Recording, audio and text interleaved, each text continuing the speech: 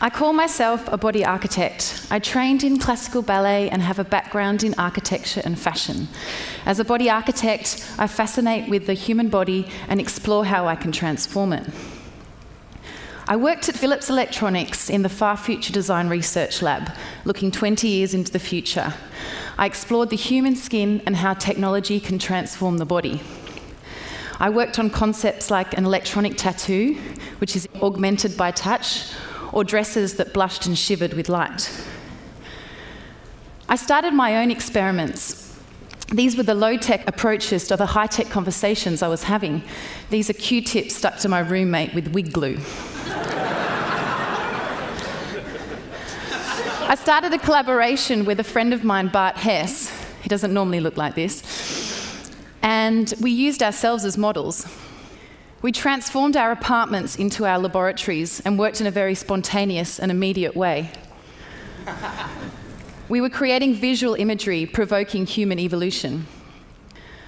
Whilst I was at Philips, we discussed this idea of a maybe technology, something that wasn't either switched on or off, but in between, a maybe, that could take the form of like a gas or a liquid.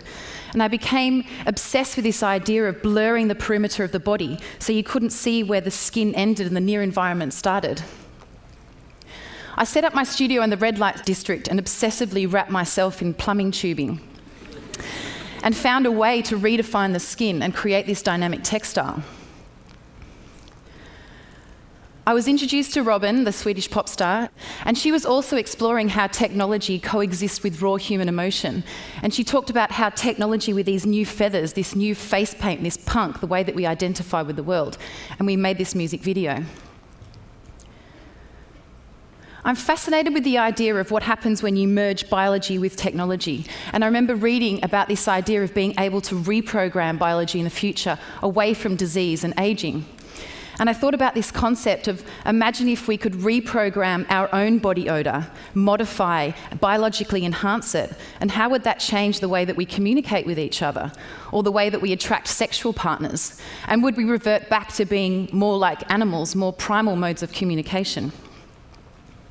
I worked with a synthetic biologist and I created a swallowable perfume, which is a cosmetic pill that you eat and the fragrance comes out through the skin surface when you perspire.